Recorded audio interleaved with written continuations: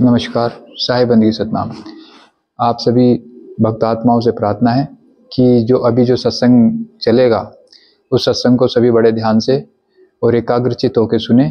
इस सत्संग में सभी के बारे में बताया, किसी जाति विशेष नहीं, हिंदू मुस्लिम सिख ईसाई सभी इस सत्संग को सुने और अपना विवेक बढ़ाएं और अपनी मुक्ति का प्रयास करें। जन्म मरण से मुक्त होने का यही एक अवसर है। अगर ये अवसर आपने खो दिया तो भाई 84 में जाओगे। तो एक बार ज़रूर आप सभी से प्रार्थना है कि इस सत्संग को बड़े ध्यान से प्लीज़, आधा 1-1.5 घंटे का सत्संग है, प्लीज़ सबसे रिक्वेस्ट है कि 1.5 घंटा समय निकाल करके इस सत्संग को सुने और मनन करें कि जो सत्संग में बताया गया है वो आप अपने जीवन में धारण करें। सबको साहिब बंदगी सतनाम। राम राम। बावन गांव में जिला ढीक भरतपुर में ये मूल ज्ञान का सत्संग होने जा रहा है।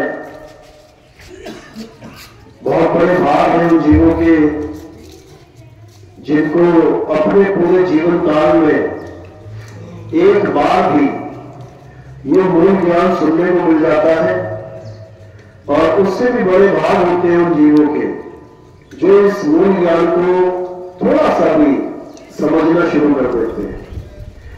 अगर थोड़ा सा भी समझ में आ गया तो इसका मतलब शुरुआत हो गई।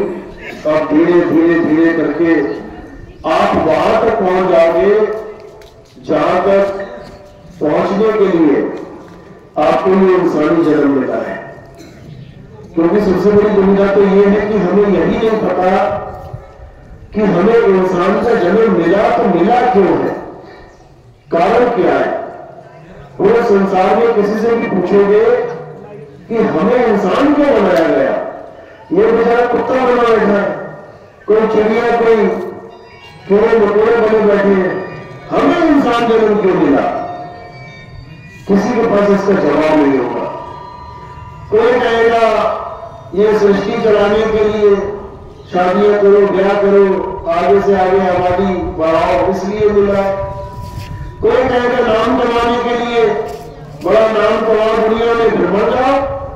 कोई कहेगा बड़े दाम कमाने के लिए बड़े बड़े बिल्डिंग, बड़े बड़े महल बनाओ, मर जाओ, मिट्टी में मिल जाओ। जबकि ये सत्य नहीं है। हमें पता ही नहीं है कि ये इंसान जन्म मिला तो मिला क्यों है। तो मूल ज्ञान के द्वारा हमें यह समझ में आता है कि इंसान जन्म आखिर मिला क्यों है, कारण क्या है। तो आज इसी कारण को अच्छे से समझेंगे कि क्यों परमात्मा ने हमें चुना कि हम सबको इंसान बना दिया, और बेचारे जो बदकिस्मत जीव हैं वो 84 में भटक रहे हैं। हम किस्मत वाले हैं जो हमें इंसान जन्म मिला है। तो आज इसका पूरा खुलासा करेंगे, लेकिन सत्संग की शुरुआत परमात्मा की जयकारे से करेंगे, फिर आगे सत्संग शुरू करेंगे। बोलिए परम पिता परमात्मा की सभी छोड़ कबीर साहिब की, सभी संतों की, सभी भक्तों की, इस गांव नगर बस्ती की, सत्संग कराने वालों की, इनके माता पिता की, सकल हंस को बंदगी साहिब बंदगी सपना। तो कबीर साहब कह रहे हैं कि 184 भटक के और पौपे का आए, अब की पासा ना पड़ा तो फिर 84 जाए। समझा रहे साहिब कि इतना आसान मत समझ लेना कि ये जन्म ऐसे मिल जाता है। ये एक इंसान जन्म कैसे मिलता है, 184 भटक के, कुत्ता, बिल्ली, हाथी, घोड़ा, चींटी, मछली, मगरमच्छ, पता नहीं क्या क्या बनना पड़ा। 84 लाख बार जानवरों की योनियों में जाना पड़ा। 84 लाख बार पता नहीं क्या क्या बनना पड़ा, तब जाके एक बार के लिए, केवल एक बार ये इंसान जन्म मिला है। यानी केवल एक मौका मिला है हमें इस इंसानी जन्म का, और उस इंसान जन्म में भी हमें लक्ष्य नहीं पता कि मेरा तो क्यों मिला, कारण क्या है? ना कारण जानने के कारण इसको ऐसे गवा देते हैं, इसको ऐसे व्यर्थ कर देते हैं। तो कारण क्या है? अच्छे से समझ लो, इस इंसानी जन्म का एक ही कारण है, और वो है जन्म मरण से मुक्ति प्राप्त करना। ये बार बार जन्मना मरना, बार बार लक 84 में भटकना, इस सबको खत्म करने के लिए केवल एक जन्म है जो इसको खत्म कर सकता है, वो है इंसान जन्म। इस इंसान जन्म के लिए देवी देवता तरसते हैं कि हमें इंसान जन्म मिल जाए। देखो, देवी देवता भी इंसान बन के आए हैं, इतना दुर्लभ है ये, लेकिन इंसान इस मौके को चूक जाता है, उसको पता ही नहीं लगता कि मैं करने क्या आया हूं। वो देवी देवताओं की पूजा में लग जाता है बेचारा। देवी देवता इंसान की पूजा कर रहे हैं। कबीर साहब अपनी वाणी में लिखते हैं, इस देही को सिमरे देव और सो देही कर हर किसे। यानी बड़े बड़े देवी देवता इंसान जन्म को तरसते हैं कि हमें इंसान जन्म मिल जाए। इंसान जन्म मिलेगा तो क्या होगा? तो हम गुरु धारण कर पाएंगे। इंसान जन्म में ही हम गुरु धारण कर सकते हैं। कौन सा गुरु? दो प्रकार के गुरु होते हैं, एक 3 लोक का गुरु होता है और एक चौथे लोक का गुरु होता है। 3 लोक का गुरु आपको 3 लोक में कैसे रहना है, कैसे खाना है, कैसे पीना है, कैसे पूजा करनी है, कैसे पाठ करना है, कैसे हवन यज्ञ करना है, कैसे नाम जपना है, कैसे तीर्थों में जाना है, कैसे गंगा में स्नान करना, सारा समझा देगा। लेकिन 3 लोक से मुक्त नहीं कर पाएगा। 3 लोक की सारी भक्ति समझा देगा, कैसे क्या करना है, लेकिन 3 लोक से मुक्त नहीं कर पाएगा। क्यों? क्योंकि वो 3 लोक का ही गुरु है। लेकिन जो 3 लोक से परे, जिसको चौथा लोक कह दिया जाता है, अमर लोक, अजर लोक, अविनाशी लोक, अकह लोक, अनाम लोक, वहां तक पहुंचाने वाला गुरु, वो इन 3 लोक की भक्ति नहीं करवाता। ठीक है, कहीं ना कहीं से शुरुआत करनी पड़ती है, सबने करी है। देवी देवता भी पूजे, मुसलमान है तो मस्जिद भी गया, सिख है तो गुरुद्वारे भी गया, सेवा की, और ईसाई है तो चर्च भी गया। शुरुआत तो कहीं ना कहीं से करेगा ही, लेकिन शुरुआत अंत नहीं होती। आप कोई भी काम शुरू करो, एक होती शुरुआत, और शुरुआत करके आप आगे की तरफ अपनी मंजिल की तरफ चलते हो, और एक समय ऐसा आता है जब आप अपनी मंजिल पर पहुंच जाते हो। तो शुरुआत क्या है? हमारे मंदिर, मस्जिद, गुरुद्वारे। छोटा सा बच्चा जाता है मंदिर मस्जिद से शुरुआत करते हैं भक्ति की, लेकिन कहां तक करें? उसकी मंजिल क्या है? क्या बुढ़ापे तक उसको घंटी बजानी है जाके मंदिर में? क्या बुढ़ापे तक उसको आरती ही गाते रहना है? क्या बुढ़ापे तक वो बेचारा नमाज ही पढ़ता रहेगा 5 टाइम की? क्या बुढ़ापे तक वो केवल गुरु ग्रंथ साहब को सुनता ही रहेगा? वचन जो पार्टी कर रहे हैं बस उसको सुनता रहेगा, यही काम है? आखिर प्राप्ति करें किसकी? मंजिल मिले कैसे? तो कबीर साहब समझा रहे हैं, कह रहे गुरु मेरे सभी बड़े, अपनी अपनी थौर, और शरण मिले की बात की सो माथे काबा। कबीर साहब समझा रहे हैं कि गुरु मेरे सभी बड़े, यानी तुम्हारे जीवन में अगर कोई भी गुरु आता है और तुम्हें भगवान के नाम से, अल्लाह के नाम से, वाहिगुरु के नाम से, गॉड के नाम से, और किसी के भी नाम से जोड़ देता है, यानी शुरुआत करवा देता है, वो भी पूजनीय है। जैसे एक डॉक्टर भी डॉक्टर तब बन पाया है जब वो LKG, UKG, पहली, दूसरी, 5वीं के गुरु धारण करके आगे बढ़ा है। कोई डॉक्टर ये नहीं कह सकता कि मुझे ABCD किसी ने नहीं पढ़ाई। बोल के दिखाया जरा। आज भले वो डॉक्टर बन गया है, लेकिन ABCD उसने भी डांट खा खा के पढ़ी है गुरुओं से। तो गुरु मेरे सभी बड़े, अपनी अपनी थौर। अब थौर क्या है? सारे कबीरपंथी इस गोले को यूज करते हैं, लेकिन उनसे पूछो थौर क्या है? अपनी अपनी ठौर, बस वहीं पे काम करा, कुछ नहीं समझ में आता उनको क्या बोल रहे, क्योंकि उनको ठौर पता ही नहीं है। ठौर क्या है अच्छे से समझ लेना। ठौर का मतलब होता है ठिकाना। कहते हैं तेरा ठौर ठिकाना नहीं है कहीं, बिल्कुल है। तो तुम्हारा ठिकाना क्या है? जहां तुम रहोगे, जहां तुम रहते हो। तो हर गुरु तुम्हें कहीं ना कहीं का ठिकाना बताता है कि तुमने जाना कहां है। तो सबसे नीचे लेवल का जो गुरु होता है वो कौन होता है? जो तुम्हारे ध्यान को भूत प्रेतों से, चुड़ैल चंडालिकाओं से, काला जादू मंत्र जंतर से जो जोड़ता है, वो गुरु सबसे निचले लेवल का गुरु होता है। मानो ABCD वाला गुरु। वो भी तुम्हें दीक्षा देगा, वो भी तुम्हें मंत्र देगा, उस मंत्रों को सिद्ध करवाएगा, कहेगा मसान पे चलेगा, शमशान पे चलेगा, वहां जाके लाश को उठा, उस पर ऐसे कर वैसा कर, तुम्हें ज्ञान देगा, तुम वही काम करोगे। जो ज्ञान देगा वो गुरु कहलाएगा, बन गया तुम्हारा गुरु।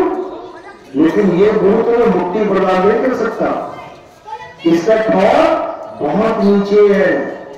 अब इससे ऊपर कौन सा ठौर है? इससे ऊपर है देवी देवताओं का ठौर।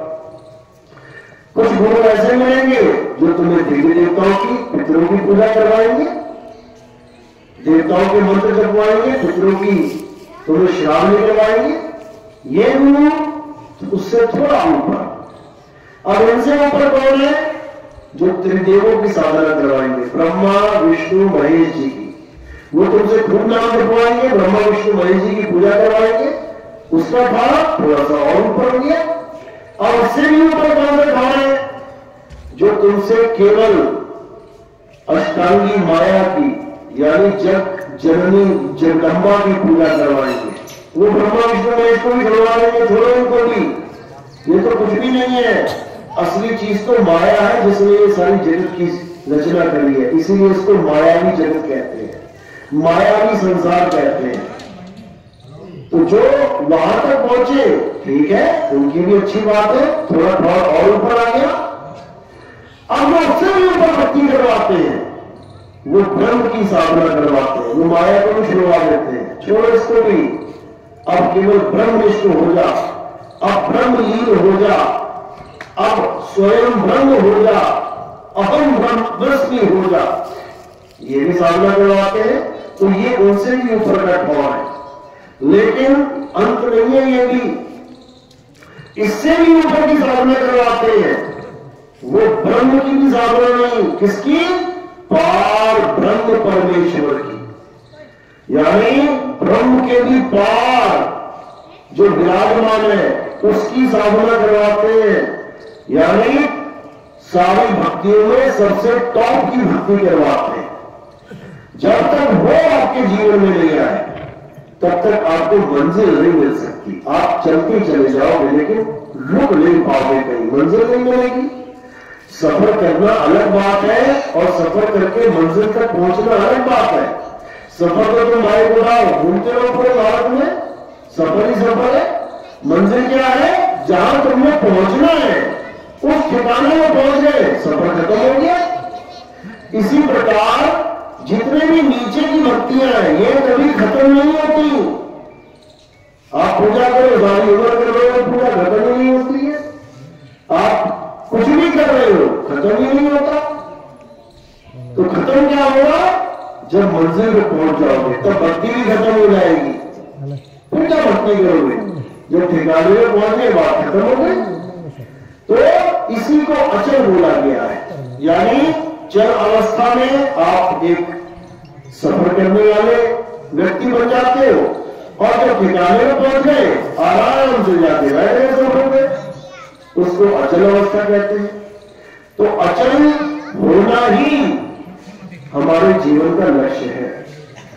हमारे जीवन का एक ही लक्ष्य है कि हम पार ब्रह्म परमात्मा को जान लें, ब्रह्म की साधना से भी ऊपर की साधना को पहचान लें। तो सारे यही समझा रहे हैं, गुरु मेरे सभी बड़े, अपनी अपनी ठौर, शब्द विवेकी पारखी, सो माथे का हुआ।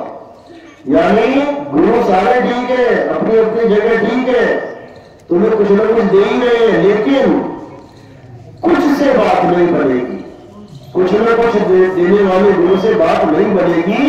जो सब कुछ समझाएगा, सब कुछ देगा, बात उससे बनेगी। तो सब कुछ क्या है?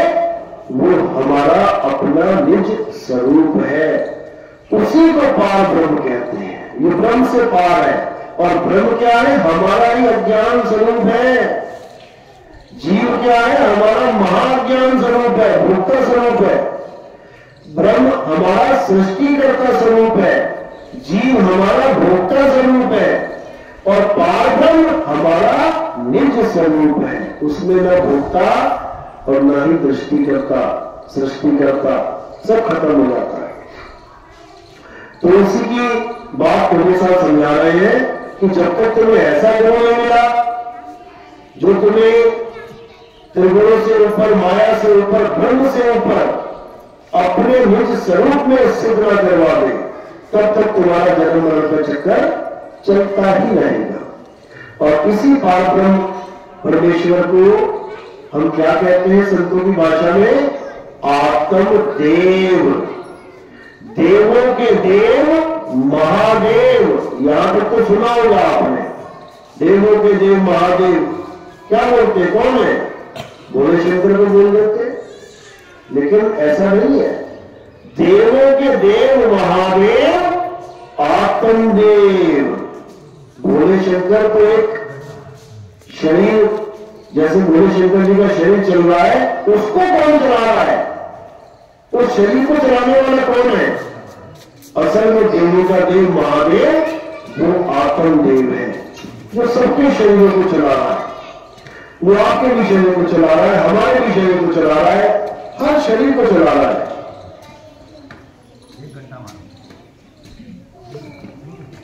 और हम उसी को नहीं जानते। सबसे बड़ी दुविधा है, हमारे साथ वो आत्मदेव 24 घंटे है।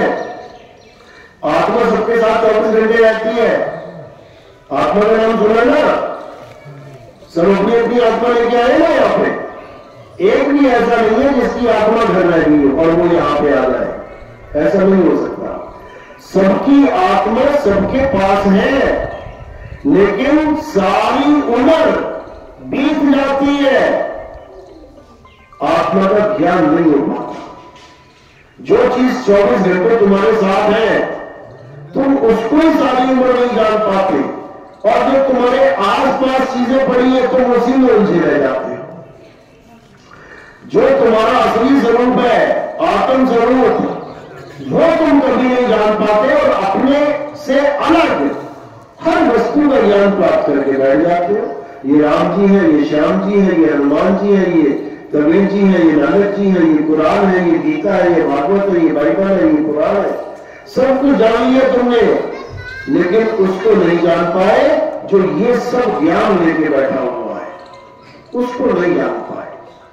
आत्मा को कभी जान ही नहीं पाया ये इंसान, इसलिए बार बार लग चौरासी में भटक रहा है, बार बार मां के गर्भ में आ रहा है, बार बार मां दुख पा रहा है। अब ये दुख कब खत्म होगा? कबीर साहब समझा रहे हैं, जल में नींद प्यासी, मुझे देख के आवे हासी, आत्म ज्ञान बिना में भटके, कभी काबा कभी काशी।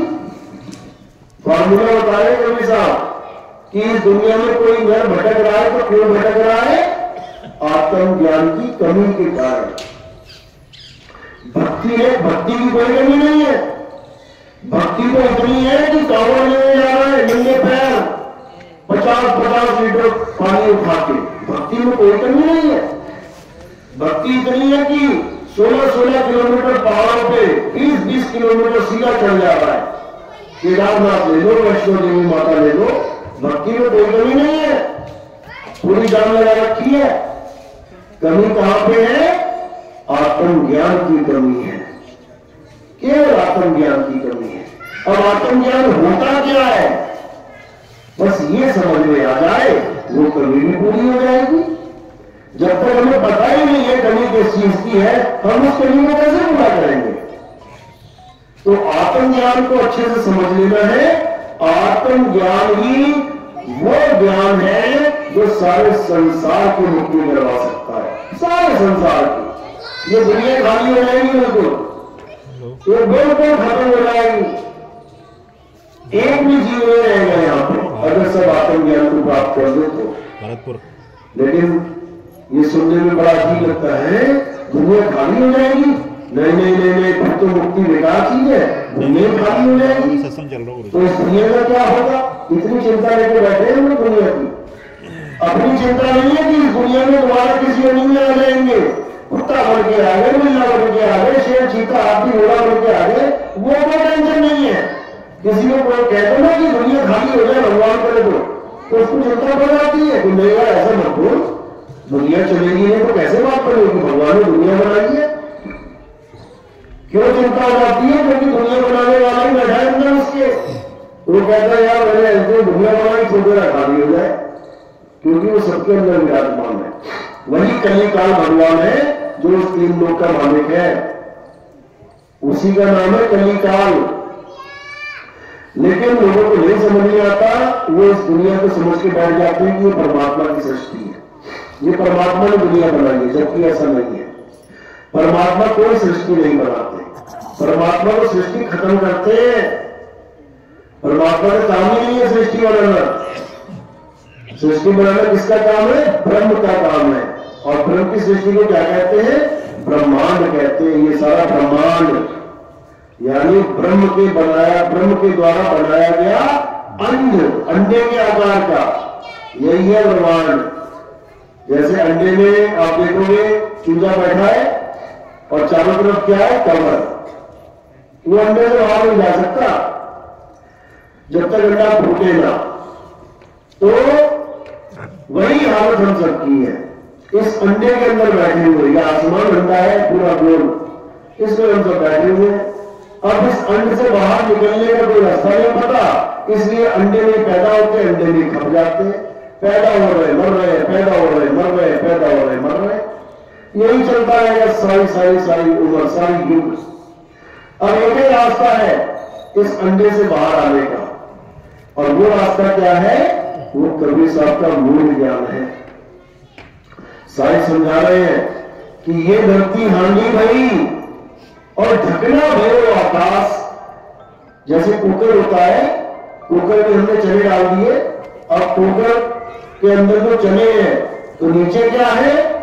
तला, वो है धरती। ऊपर क्या है?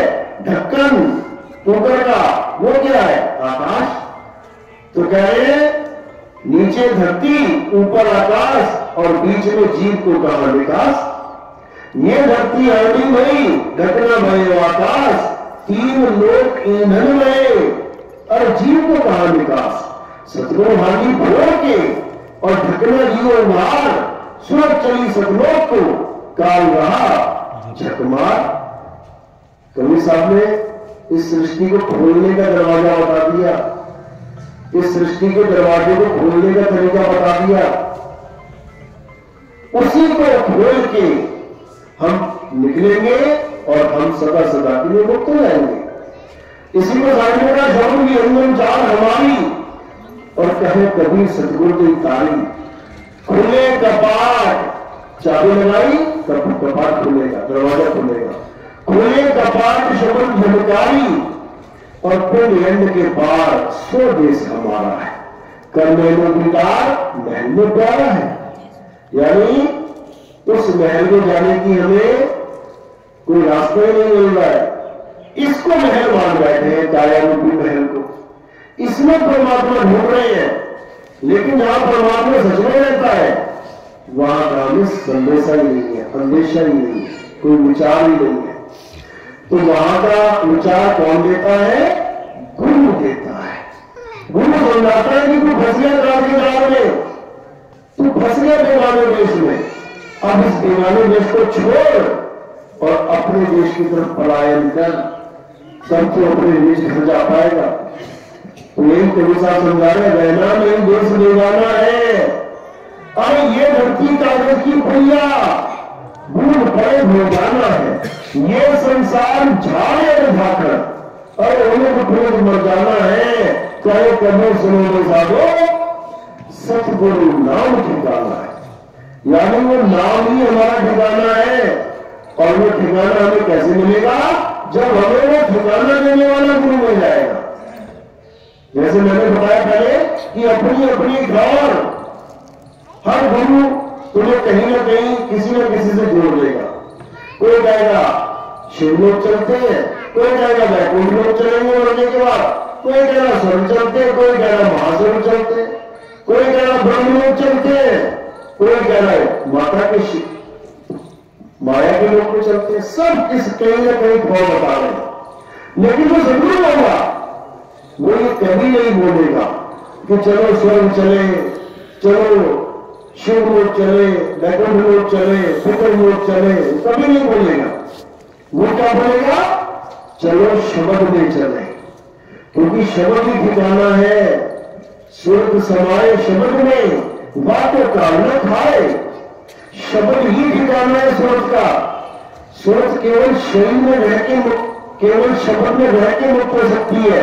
शरीर में रह के तो बंधन में है, हम बंधन में हैं। हमें लगता है कहां बंधन है, हाथों में कोई बेड़ी नहीं है, पैरों में कोई जंजीर नहीं है, हम तो मुक्त है। लेकिन ऐसा नहीं है, हम मुक्त नहीं है। हम इस काया रूपी जेल में, बंधन में है। हर इंसान काया रूपी जेल में, बंधन में है। लेकिन जब बंदी छोड़, इसके बंधन छुड़वाएंगे, तब इसको समझ में आएगा कि मैं कैसे बंधन में था। यानी जब चुंबक की तरह वो खींचेंगे और पूरी काया से निकाल के बाहर करेंगे, तब तुम्हें समझ में आएगा कि मैं बंधन में कैसे था। कितने बड़े भाग जो उस चुंबक रूपी शब्द गुरु ने लोहे रूपी जीव को अपने पास बुला दिया, काल से छुड़ा दिया।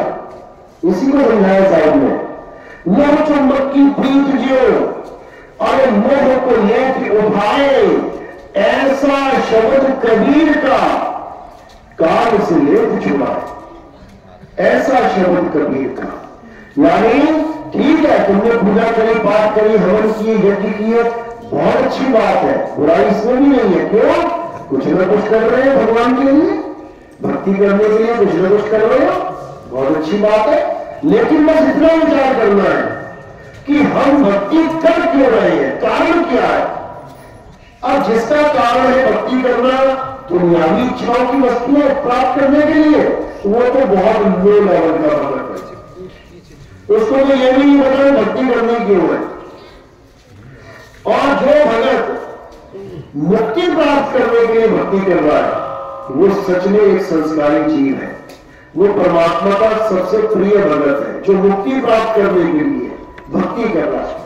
तो दो ही प्रकार की भक्तियां हैं यहाँ पे, या 3 लोक की या चौथे लोक की। चौथा लोक कह लो, चाहे उससे अपना स्वरूप कह लो।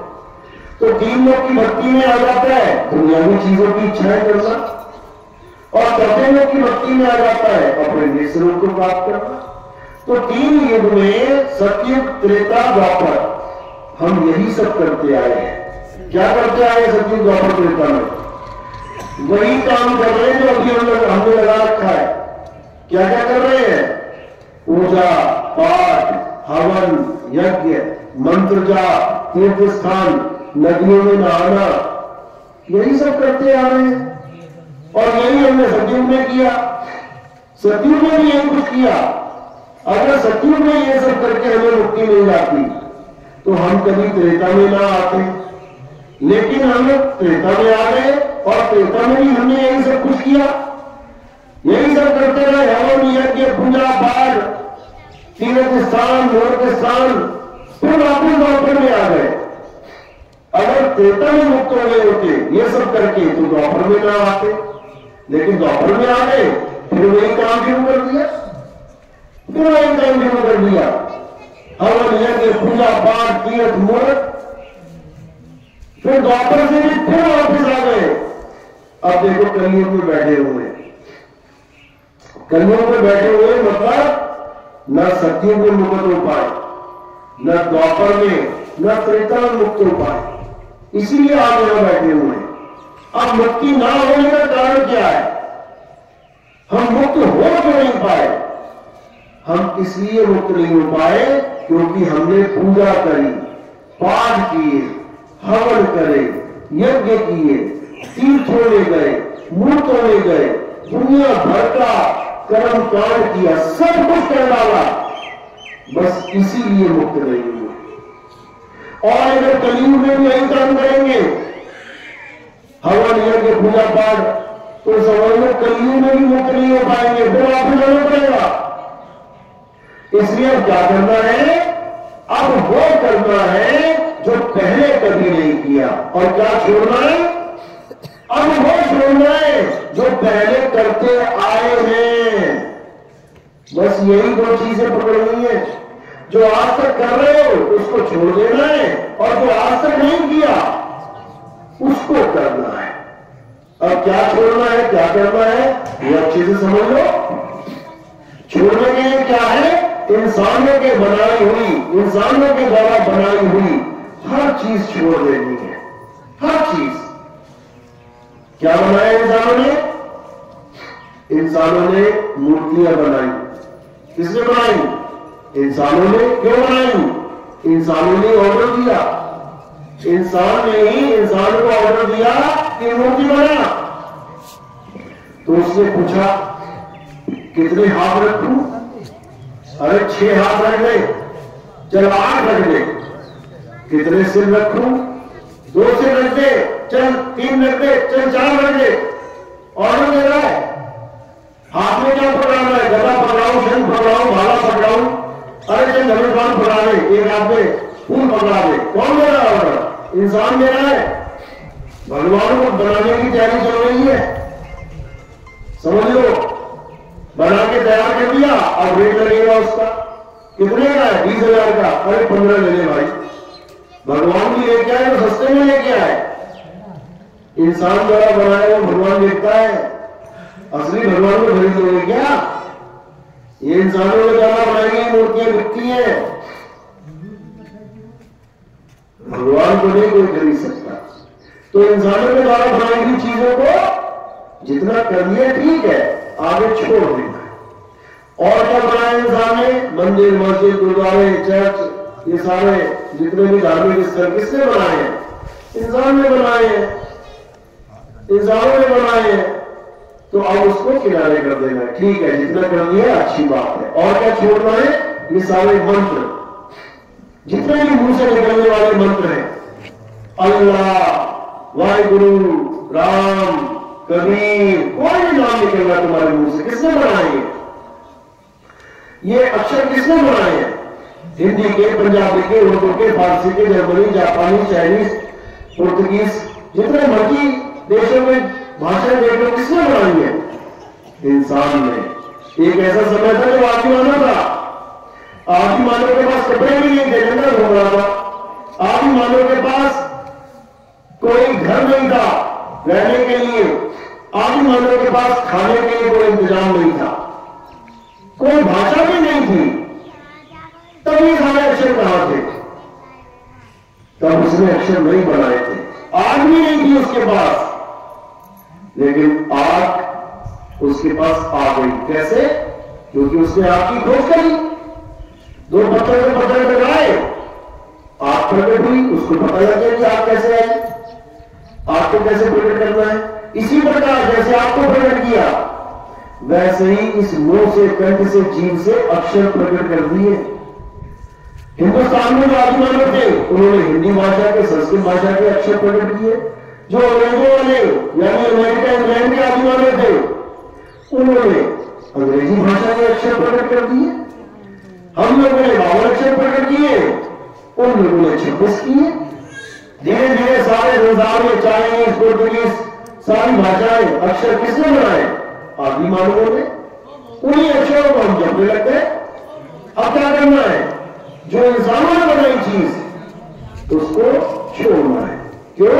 3 युग तक करके देख लिया, 3 युग तक सब कुछ करके देख लिया। बड़े से बड़े पूजा करा, हवन किया, यज्ञ किया, समाधियां लगा ली, बहुत कुछ कर लिया, लेकिन कुछ फायदा नहीं, वहीं के वहीं बैठे जमीन पे। अब क्या करना है? अब करना है अपने स्वरूप का ज्ञान, जिसको आत्म ज्ञान कहते हैं। आत्म ज्ञान, कभी सब कह रहे आत्म ज्ञान बिना में भटके, कभी काबा कभी काशी। केवल आत्मज्ञान की कमी के कारण ये इंसान भटकता फिरता है। अब आत्मज्ञान होता क्या है, इसको समझिए। आत्मज्ञान का मतलब ये नहीं कि तुम राम राम राम राम जप रहे हो। आत्मज्ञान का मतलब ये नहीं कि तुम राधे राधे राधे राधे कर रहे हो। आत्मज्ञान का मतलब ये बिल्कुल नहीं कि तुम अल्लाह जपो। आत्मज्ञान का मतलब ये बिल्कुल नहीं कि तुम वाहिगुरु जपो। आत्मज्ञान का मतलब है आत्म ज्ञान, यानी खुद का ज्ञान हो जाना, इसे आत्म ज्ञान कहते हैं। जैसे आत्म कथा किसे कहते हैं? जब कोई अपने बारे में अपने लिए कथा लिखता है, खुद की कथा ही आत्म कथा है। जैसे आत्म हत्या, खुद की हत्या, किसी और की नहीं कि दो चार बंदों को गोलियां मार दी आत्महत्या हो गई। खुद की हत्या करना, अपने शरीर की हत्या करना आत्महत्या है। आत्म रक्षा, अपनी रक्षा करना, खुद की, किसी और की नहीं, आत्म रक्षा है। आत्म कल्याण, खुद का कल्याण, किसी और का नहीं। इसी प्रकार आत्मनिर्भर, यानी खुद पे निर्भर, किसी और पे नहीं। तो जहां पर भी आत्म शब्द लग जाता है, वहां पर उसका अर्थ खुद हो जाता है। खुद यानी खुद गया, आत्मा यानी आत्म, आत्म यानी खुद, खुद गया। जब खुद में आएगा तो आत्मा को पाएगा, जब खुद में आएगा तो खुदा को पाएगा। खुद में आ, खुदा, खुदा कोई अलग से कोई भगवान नहीं है कि अलग से कोई आएगा, वो तुम्हारे अंतर आत्मा में रमा हुआ है, वो तुम्हारी आत्मा में वास करता है। उसी खुदा का नाम राम भी है। राम का मतलब जो सब में रमा हुआ है, यानी जो खुद में रमा हुआ है, मेरे स्वरूप में रमा हुआ है, आपके स्वरूप में रमा हुआ है, सब घटों में रमा हुआ है। इसीलिए बोला जाता है सब घट मेरा साइया। अरे सुनी सेजना कोई बलिहारी व घट की, जिस घट प्रकट हो, बलिहार जाते हैं उस घट पे जहां पे वो प्रकट हो जाता है, यानी ज्ञान प्रकट हो गया, उसको आत्मा का अनुभव हो गया, कहते बलिहार जाते हैं। तो इसी को समझना है, आत्म कथा, आत्म हत्या, आत्म रक्षा, आत्म निर्भर, आत्म समर्पण, ये सब खुद के लिए आ रहा है, खुद को। इसी प्रकार आत्म ज्ञान यानी खुद का ज्ञान प्राप्त करना। मैं कौन हूं, मैं क्या हूं, क्या मैं शरीर हूं या शरीरों ज्ञान हूं? क्या मैं आंख हूं, कान हूं, नाक हूं, हाथ हूं, पैर हूं? बिल्कुल नहीं। हाथ कट भी जाएगा तब भी मैं नहीं मरूंगा, पैर कट भी जाएगा तब भी मैं नहीं मरूंगा, गला कट भी जाएगा तब भी मैं नहीं मरूंगा। कौन मरेगा? शरीर मरेगा।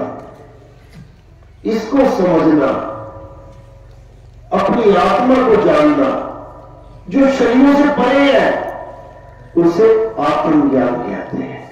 यानी अपने असली स्वरूप को, अपने अविनाशी स्वरूप को जानना, आत्मज्ञान कहते हैं उसे। क्योंकि तुम अविनाशी हो, लेकिन तुम्हारे दिमाग में इस कली काल में क्या घुसा दिया है कि तुम एक दिन मरेगा। इस कली काल में इतनी शातिर चाल चली है तुम्हारे साथ, तुम्हें क्या पढ़ा दिया जगत में कि तुम पैदा हुए हो और तुम एक दिन मरोगे। सबसे बड़ा जाल है ये कली काल का, और सब इसमें लपेट में है। सब, एक भी जीव नहीं बचा हुआ है। जो ये सोच के नहीं बैठ रहा है कि हाँ मैं पैदा हुआ था, हाँ एक दिन मरना है। सबके दिमाग में ये खिचड़ी पकी हुई है कि एक दिन मर जाना है, मर जाना है। इसको कोई नहीं मार सकता, समझ लो। इस जीव को कोई नहीं मार सकता, अमर है, अविनाशी है। गाते भी भजन में, ईश्वर अंश जीव अविनाशी। अब बोल तो दिया अविनाशी, लेकिन उसको कभी जाना है कि वो अविनाशी है तो कैसे है, कैसे उसको अविनाशी बोल दिया बिना उसके स्वरूप को जाने। इसलिए सबसे पहले आत्मा का स्वरूप जानना पड़ेगा कि आत्मा है क्या। जिस दिन तुम्हें पता लग गया कि आत्मा कैसी होती है, उस दिन तुम ठोक के कहोगे, पूरे तन के कहोगे, पूरे आत्मविश्वास से कहोगे कि अब मैं समझ गया, मैं नहीं मरूंगा। आज तक तो सुन रहा था, आज तक तो सत्संगों में सुना था कि आत्मा अमर है, अजर है, अविनाशी है, लेकिन आज मैंने जान लिया कि आत्मा सच में अजर अमर अविनाशी है। कैसे जाना? स्वरूप ज्ञान के द्वारा।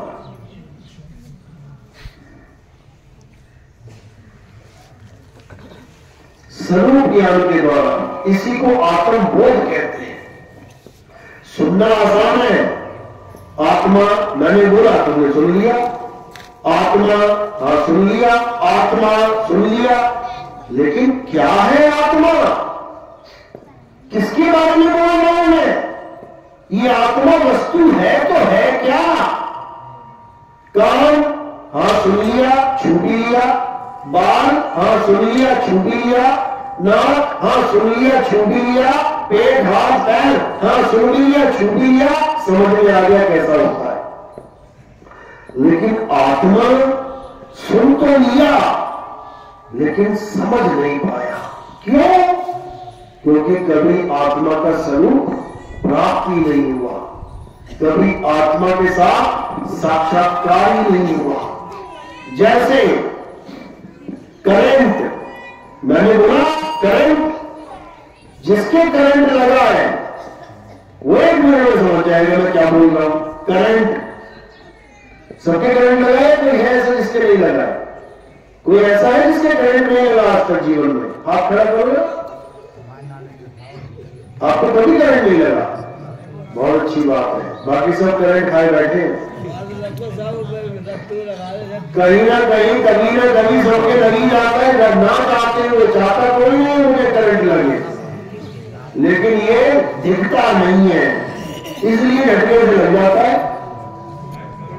अब जिसको पता है कि करंट क्या होता है, उसको समझाना 2 मिनट का काम है। तो भैया देखना पिता को हाथ मत लगाना, करंट है, बंदा एकदम पीछे हो, करंट है इसमें। और जिसको कभी करंट नहीं लगा उसको 100 बार कह दो, अरे इसमें करंट है, करंट है, वो कभी सोच ही नहीं सकता कि इसको छूंगा तो होगा कैसा, करंट है कैसा। उसके दिमाग में केवल एक हुआ है कि हाँ इसमें करंट बोला यानी कुछ ना कुछ गड़बड़ है, लेकिन उसको पता नहीं है कि होता कैसा है। अब पता करने के लिए क्या करना पड़ेगा? वो बढ़िया तार खुली, उसको जाके उंगली लगा ले, अभी जान जाएगा करंट कैसा होता है। बिना अनुभव की क्यों मरना? एक बार अनुभव कर लेते, भगवान भी कहेगा हाँ भैया बिना करंट खाए आ गए तो दुनिया से, तेरे लिए स्पेशल करंट बनाया मैंने, सारा कुछ करंट से चल रहा है, तो बिना जाने इस दुनिया से निकल गया कि करंट कैसा होता है। एक बार करंट खा के देख लेना, तब समझ में आ जाएगा कि करंट किसे कहते हैं। इसी प्रकार जो चीज तुम्हारे साथ 24 घंटे है, क्या है तुम्हारे साथ 24 घंटे? आत्मा। 24 घंटे हैं, लेकिन उस आत्मा का ज्ञान नहीं है, उस आत्मा का ज्ञान नहीं है। वो आत्मा है कैसी? करंट तो कुछ भी नहीं है उस आत्मा के सामने। करंट तो केवल लोहे के पंखे चला रहा है, करंट तो केवल मशीनों को चला रहा है लोहे की, करंट तो केवल बल्ब ही जला रहा है। ये आत्मा पांचों तत्वों को चला रही है। देखो ये बैठे हैं पांचों तत्व, आकाश भी है, वायु भी है, अग्नि भी है, जल भी है, पृथ्वी भी है, यानी पूरी सृष्टि है। ये सृष्टि किससे बनी है? पांच तत्वों से। तो ये पांच तत्वों को चला ही तो रहा है, यानी ये सृष्टि चला रहा है आत्मा। लेकिन वो सृष्टि चला रहा है उसको तुम जान नहीं रहे, और जो पत्थर की मूर्ति तुम बना रहे हो एक तत्व की, तुम उसको भगवान बनाते हो। तुमने जो पांच तत्वों को चला रहा है, जिसको हम सच में भगवान कहें तो कम नहीं है, उसको हमने जाना नहीं। और एक पत्थर की मूर्ति जिसे हम ही उठा के यहां रखते हैं, हम ही उठा के वहां रखते हैं, हम ही नहलाते हैं, हम ही बुलाते हैं, हम ही भोग लगाते हैं, वो भी ना खा पाती है। हम ही लगाते हैं अंगूठा लगा के चिपका देते हैं लड्डू मुंह पे, वो भी नहीं खा पाती है। उसको हमने भगवान बना दिया। और जो उठा उठा के हम खा रहे हैं, जिसके कारण हम खा पा रहे हैं, उसको हम जानते ही नहीं है। यानी जो मूर्ति, इसको मूर्ति कहते हैं, ये मूर्ति है। जो मूर्ति भोग खा सकती है, जिसकी वजह से खा रही है, उसको हमने जाना नहीं। और जो मूर्ति नहीं खा सकती, उसको हमने भगवान बना दिया। बस यही दिक्कत है। तो भगवान क्या है? भगवान कोई पत्थर नहीं है भाई। ना राम जी पत्थर के थे, ना हनुमान जी पत्थर के थे, ना विष्णु जी पत्थर के थे, ना शंकर जी पत्थर के थे। पत्थर की कौन थी? अहिल्या थी। श्राप लगा था इसलिए पत्थर की थी। अहिल्या को श्राप लगा था, पत्थर की थी। भगवान ने प्यार लगाया, पत्थर से इंसान हो गई। यानी भगवान वो है जो पत्थर से इंसान बना दे, और इंसान उससे भी बड़ा है जो भगवान को पत्थर बना दे। बना दिया इंसान ने पत्थर। देखो जहां मर्जी जाओ, मंदिर में क्या है? पत्थर के भगवान किसने रखे? इंसान ने रखे। यानी इंसान इतना बड़ा हो गया कि भगवान को पत्थर बना दिया उसने। वाह इंसान इतना बड़ा ज्ञानी बन गया है। पत्थर कभी भगवान नहीं होता, समझ लो। कृष्ण जी समझा रहे हैं गीता में, हे अर्जुन, तू और मैं ये शरीर नहीं है। तू मुझे देख रहा है, मैं तुझे देख रहा हूं। जो चीज दिखाई दे रही है वो हम नहीं है। जो चीज नहीं दिखाई दे रही वो है हम। कौन नहीं दिखाई देता शरीर को छोड़ते हुए? जब शरीर को छोड़ के कोई निकलता है, क्या वो दिखाई देता है? नहीं दिखाई देता। लेकिन उसी की वजह से शरीर चल रहा है। जब पंखे को करंट छोड़ के जाता है, दिखाई देता है कि वो जा रहा है, वो जा रहा है, वो जा रहा है। जो नहीं दिखाई दे रहा ना, उसकी वजह से शरीर चल रहा है, पंखा चल रहा है। लेकिन हम एक दूसरे को शरीर मान बैठे हैं। जबकि कृष्ण जी पूरी गीता में यही समझा रहे हैं कि भाई हम शरीर नहीं है, हम आत्मा है। हमारा जन्म और मरण नहीं होता है। हम अविनाशी अजन्मे नित्य है। हमारे शरीर को काटे जा सकते हैं, हमारे शरीर जलाए, हमारे शरीर सुखाए, हमारे शरीर भिगोए जा सकते हैं। लेकिन आत्मा को ना तो काटा जा सकता है, ना शस्त्र कोई काट सकता है, ना अग्नि जला सकती है, ना वायु सुखा सकती है, ना जल भिगो सकता है। हम वो आत्मा है।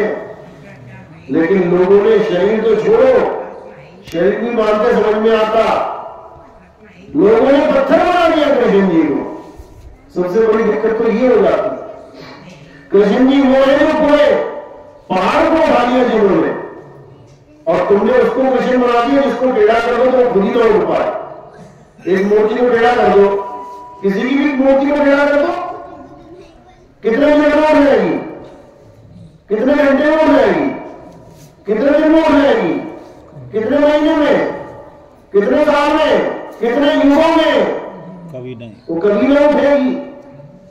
तो तुमने उसको भगवान बना दिया तो खुद ना उठ पाया, जबकि भगवान ने तो पूरा पहाड़ उठा दिया। समझो, चलो मूर्ति नहीं उठ पाई, तुम किसी आदमी के बच्चे को, अपने बच्चे को, छोटे से बच्चे को टेढ़ा कर दो, कितनी देर में हो जाएगा? तुरंत 2 सेकंड में हो जाएगा। तुम बकरी के बच्चे को टेढ़ा करके देख लेना, उसी वक्त तो मंदिर के बच्चों को खड़ा करके दे रहे हो ना, 2 सेकंड में खड़ा हो जाएगा। अरे वो भगवान लोग खड़ा नहीं हो पाए और ये जानवर लोग खड़े हो जा रहे हैं, क्या फर्क है दोनों में? क्या फर्क है? क्योंकि जानवरों में आत्मा है और पत्थर में आत्मा नहीं है। अब कोई कहेगा नहीं वो प्राण प्रतिष्ठा नहीं होगी ना, नहीं हुई होगी इसलिए चलो प्राण प्रतिष्ठा वाले को कर देते हैं भाई। प्राण प्रतिष्ठा वाला ले आना मूर्ति में पंडित जी से प्राण बनवा के उसको टेढ़ा कर देते हैं, उठ जाएगी वो कितने मिनट में, कितने साल में, कितने युग में, कभी ना उठ पाएगी। इसी भ्रम को तोड़ना है। हम मूर्तियों के खिलाफ नहीं है, ठीक है, इसकी जहां श्रद्धाएं जुड़ी है अच्छी बात है, ABCD LKG पढ़ रहा है अच्छी बात है, लेकिन अगर कोई पढ़ाई में स्कूल में आ गया है तो उसको बता देना चाहिए कि बेटा केवल ये स्कूल तेरी मंजिल नहीं है। जैसे ये गांव का स्कूल है, कहां तक होगा ये? 5वीं तक, 8वीं तक, 10वीं तक। लेकिन अगर ये कह दिया जाए कि इस स्कूल के आगे कुछ नहीं है तो उस विद्यार्थी के साथ अन्याय होगा जो केवल ये मान के बैठ जाए कि जो गांव में हमारा स्कूल है बस इसी को पास कर दूं मेरा कल्याण हो जाएगा।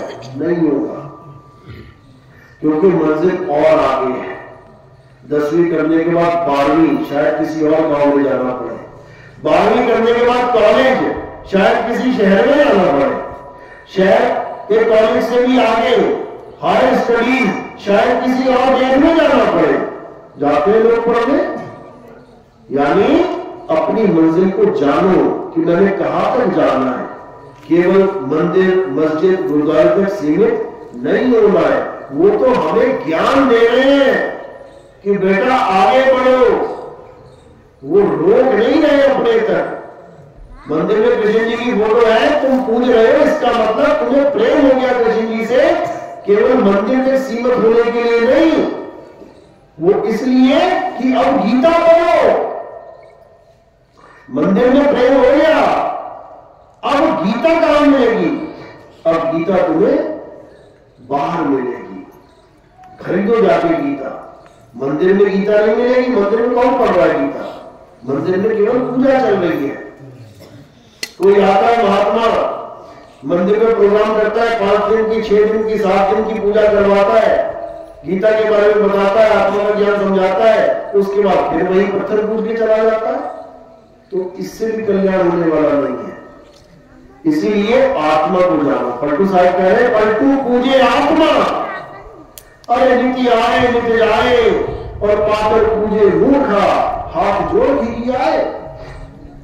पलटू साहब कह रहे हैं कि हम आत्मा के पुजारी हैं। घर में बच्चा पैदा होता है,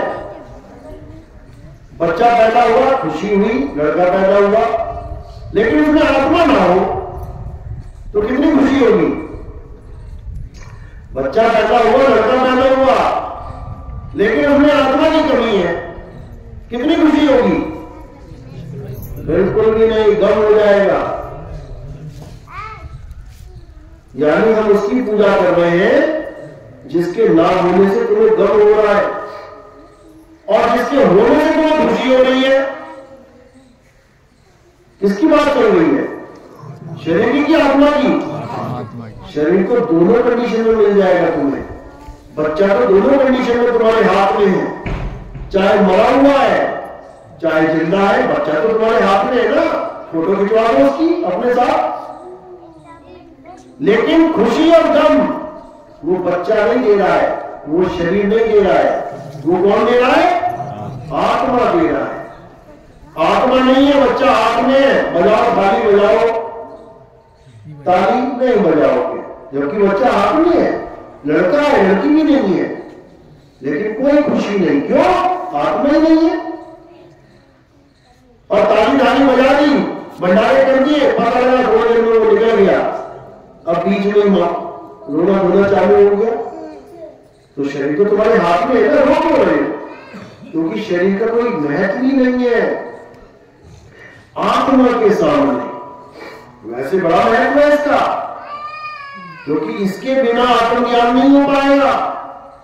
कोई कहे कुत्ता बिल्ली हाथी घोड़ा इनको आत्मज्ञान हो गया, नहीं हो सकता। केवल इंसान जन्म का ये प्रधान गुण है कि तुम्हें आत्मा का ज्ञान हो सकता है। इतना बड़ा दरवाजा है ये मुक्ति का, लेकिन इसको कोई जान नहीं रहा। पत्थर पूजने में सारा जीवन बर्बाद कर दे रहा है। जो डोले में बोले उसको भगवान मान रहा है, और जिसकी वजह से ये शरीर डोल रहा है, बोल रहा है, खा रहा है, पी रहा है, उसको जान ही नहीं पा रहा। तो इसी को कबीर साहब ने बोला कि परमात्मा को पाना चाहते हो तो पहले आत्मा को जानो। कहते हैं आत्म चीने तो परमात्म चीने। अरे संत का आवाज सोए और यह भेद काया से न्यारा, बूझे फिर बात होए।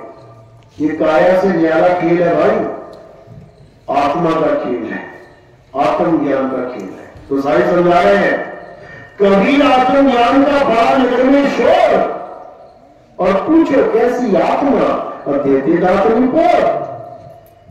यानी आज बड़े बड़े ज्ञानी बने हुए हैं, आत्मा आत्मा आत्मा कर रहे हैं, आत्मज्ञान आत्मज्ञान, और उनसे पूछ लो केवल महात्मा जी आत्मा होती कैसी है, फिर देखो जवाब क्या मिलता, फिर देखना क्या क्या जवाब मिलते हैं। तुम सिर पे हाथ रख के बैठ जाओगे कि बाप मैं इसको महात्मा समझ बैठा था, मैं इसको महात्मा समझ बैठा था जिसको आत्मा की एबीसीडी नहीं पता, जो खुद पत्थर पूज रहा है मैं उसको आत्मज्ञानी मान बैठा, जो खुद मंत्र जप रहा है राधे राधे राम राम हरे कृष्ण अल्लाहु अकबर पता नहीं क्या क्या जप रहा है, इंसानों के द्वारा बनाए नाम जप रहा है, मैं उसको आत्मज्ञानी समझ बैठा। पता नहीं किस किस नदी में जाके डुबकियां ले रहा है, मैं उसको आत्मज्ञानी समझ बैठा। तब समझ में आएगी ये बात, अभी नहीं आएगी। तो इसलिए कबीर साहब कह रहे हैं कि पूछो कैसी आत्मा, और देते दातनी को। इसलिए आत्मज्ञान तब समझ में आएगा जब आत्मज्ञानी गुरु आएगा, वही तुम्हें बताएगा आत्मा कैसी होती है। क्यों? क्योंकि जिसने करंट का झटका खा रखा है वही तुम्हें बता सकता है कि करंट का झटका कैसे लगेगा। जिसने खुद ही ना खाया वो तुम्हें क्या बताएगा। तो इसीलिए गीता में अध्याय 4 34वां श्लोक क्या कह रहा है, हे अर्जुन जो ज्ञान मैं तुम्हें समझा रहा हूं आत्मा का ज्ञान, अगर तुम इस ज्ञान को प्राप्त करना चाहते हो तो तुम ऐसे तत्वदर्शी संत के पास जाओ। तत्वदर्शी संत का मतलब जो तुम्हें तत्वों का ज्ञान करवा दे। कितने प्रकार के तत्व हैं? 2 प्रकार के तत्व। कौन कौन से? एक असत्य तत्व और एक सत्य तत्व। असत्य तत्व क्या है? ये पंचभौतिक तत्व असत्य है। असत्य क्यों है? क्योंकि ये बनते बिगड़ते हैं, ये पल पल बदलते हैं, ये सदा एक से नहीं रहते, इसलिए ये असत्य तत्व है। और सत्य तत्व क्या है? आत्मा ही सत्य है। हे अर्जुन अगर तुम सत्य को प्राप्त करना चाहते हो तो तुम उस तत्वदर्शी संत के पास जाओ जिसके पास निहित तत्व यानी आत्मा का ज्ञान हो, वही तुम्हें तुम्हारी आत्मा का ज्ञान करवा सकता है।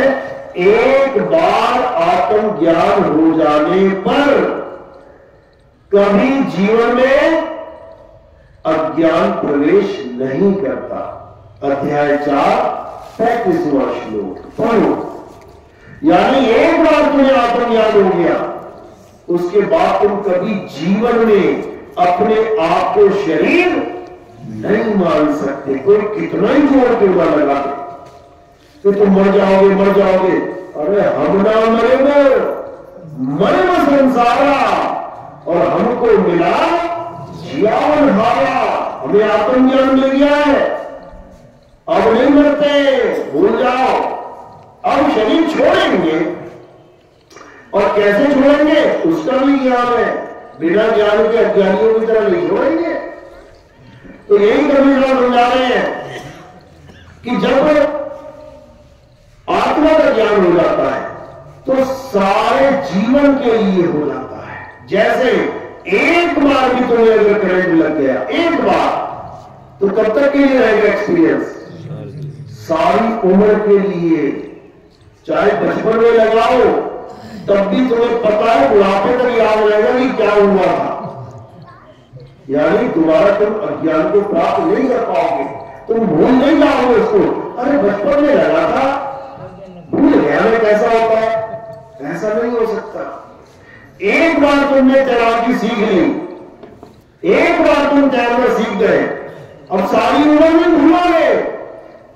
तुम्हें कभी भी कोई भी धक्का दे दे, ऐसा नहीं होगा मुझे पहले आखिरी में भूल गया, ऐसा नहीं हो सकता। एक बार तैराकी आ गई ना, उसके बाद तुम तैरोगे सारी उम्र के लिए। यही गीता में समझाया जा रहा है कि एक बार आत्मज्ञान हो जाए तो तुम चाहकर भी अपने आप को शरीर नहीं मान सकते, क्योंकि तुम्हें पता है कि मैं क्या हूं। पंखा और करंट दो चीजें हैं। जिसको करंट का ज्ञान नहीं है वो पंखे में करंट मार के बैठा हुआ है, यानी वो चाहो सोच रहा है कि पंखा चल रहा है खुद से, पर ऐसा नहीं है। पंखे का स्वरूप अलग है, करंट का स्वरूप अलग है। पंखे के 3 पर है, करंट के कितने पर है? एक भी नहीं। पंखे का एक रोटेटर है गोल सा, करंट का कितना रोटेटर है? एक भी नहीं। पंखे की एक डंडी है टंगी हुई है छत से, करंट की कितनी डंडियां हैं? एक भी नहीं। पंखा काला है, पीला है, हरा, गुलाबी, नीला, करंट कैसा है? किसी रंग का नहीं। दोनों स्वरूप अलग अलग है बिल्कुल। लेकिन एक तो पंखे को मान बैठा है, मेरे कृष्ण जी, प्यारी प्यारी आंखें, प्यारे प्यारे दाल, सारी प्यारी खाल, और एक जान रहा है कि इस खाल बाल को चला कौन रहा है। एक समझ रहा है पंखा लाल गुलाबी प्यारा पंखा, और एक समझ रहा है पंखे को चला कौन रहा है। दोनों तत्वों का ज्ञान है जिसे असत्य का भी सत्य का भी वही सदगुरु है। दोनों का ज्ञान है उसे, तभी तो दोनों से रूबरू करवाएगा, तभी तो असत्य को असत्य और सत्य को सत्य बताएगा। यही गीता में समझाया जा रहा है कि गुरु वो होता है जो असत्य तत्व और सत्य तत्व को अलग अलग करके दर्शा दे, और सत्य तत्व यानी आत्मा का बोध करवाए, उसको विधि बताए कि कैसे बोध होगा। जो चीज मेरे पास लगातार मेरे साथ है, मैं उसको कैसे जानूं। वो जब ज्ञान हो जाएगा तब समझ लो कि यह परमात्मा कहीं दूर नहीं है, तुम्हारी आत्मा में ही परमात्मा का वास है। तुम्हारी आत्मा में ही परमात्मा का वास है। कैसे? कबीर साहब समझा रहे, कह रहे ज्योतिर्मयी तेल है और ज्यों चकमक में आग, तेरा साईं तुझ में है, जाग सके तो जाग। कह रहे ज्योतिर्मयी तेल है, अगर तिल अपने अंदर ना खोज के तेल को बाहर नहीं और ढूंढने लग जाए तो कब मिलेगा तेल उसे? कभी नहीं मिलेगा। अगर चकमक पत्थर अपनी अग्नि को अपने पास ना खोज के जा रही है हरिद्वार, जा रही है काशी ढूंढने, कभी नहीं मिलेगा।